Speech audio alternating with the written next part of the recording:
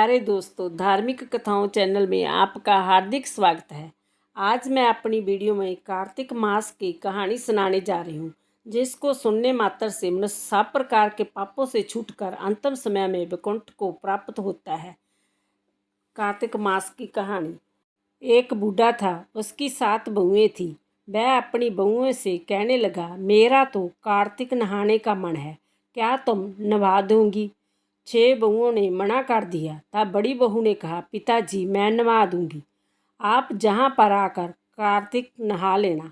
बूढ़ा हर रोज़ सुबह उठकर नदी पर जाकर नहाता और धोती उसके आंगन में सुखा देता था। जैसे धोती में से पानी गिरता, वैसे वैसे आंगन में हीरे मोती गिरते। यह देखकर 6 बहुएं कहने लगी, पिताजी आप हमारे जहाँ नहा लेना। जब बूढ़ा कहने लगा कि ठीक है, मुझे तो नहाना ही है, सो मैं तुम्हारे जहाँ नहा लूँगा। तब अगली सुबह बूढ़े बाबा ने नहा धोकर धोती उसके आंगन में सुखाई। वहाँ हीरे मोती नहीं गिरे। तो वह सारी बहुएं कहने लगी, उसके जहाँ तो हीरे मोती गिरते हैं और हमारे जहाँ कीचड़। हमारे जहाँ तो तुम पाप से नहाते हो, आप उनके वहाँ ही नहा लेना। अब बूढ़ा बाबा बड़ी बहू के जहाँ नहाने लग गया। रोज सुबह धोती सुखाता तो हीरे मोती गिरते। इस प्रकार कार्तिक महीना समाप्त होने को हुआ तो उसे चिंता होने लगी। बड़ी बहू ने पूछा, पिताजी अब किस बात की चिंता है? तब बूढ़ा बाबा कहता, बहू मेरा कार्तिक महीना समाप्त होने को आया है और मेरा मन करता है कि मैं एक दिन सब परिवार वालों को खाने पर बुलाऊं। तब बहू बोली, इसमें चिंता की क्या बात है, आप सब परिवार वालों को खाने का न्योता दे आओ। अब बूढ़ा बाबा न्योता देने गया तो 6 बहुओं ने कहा, जब तक वह घर पर रहेगी हम खाने पर नहीं आएंगे। बूढ़ा बाबा आकर चिंता में बैठ गया तो बड़ी बहू ने पूछा, पिताजी अब किस बात की चिंता है?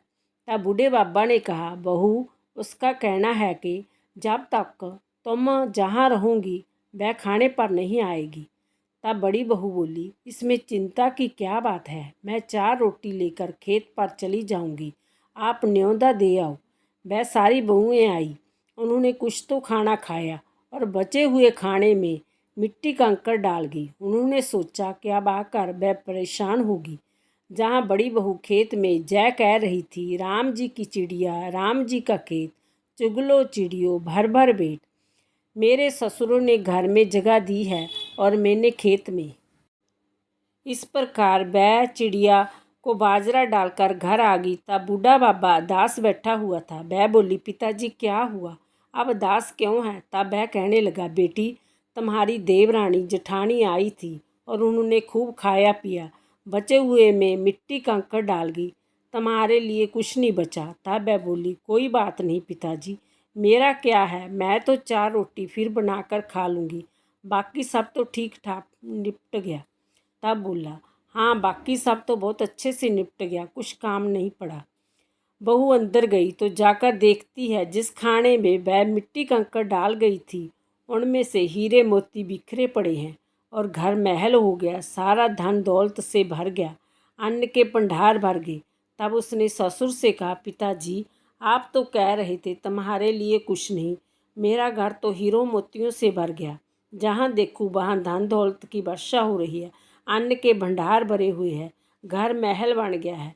बूढ़े बाबा ने कहा, बेटी तुमने कार्तिक सत से नवाया था, उन्होंने पाप से, कार्तिक देवता तुम पर प्रसन्न हुए हैं, सो उनकी कृपा से तुम्हारा धन भर गया है। जैसे कार्तिक देवता उस पर बरसे वैसे सब पर बरसे। प्यारे दोस्तों, यदि मेरी वीडियो आपको पसंद आई हो तो लाइक और सब्सक्राइब कीजिए, ज़्यादा से ज़्यादा वीडियो को शेयर करें। हरे राम राम राम हरे हरे, हरे कृष्ण कृष्णा कृष्णा हरे हरे, हरे कृष्ण कृष्णा कृष्णा हरे हरे।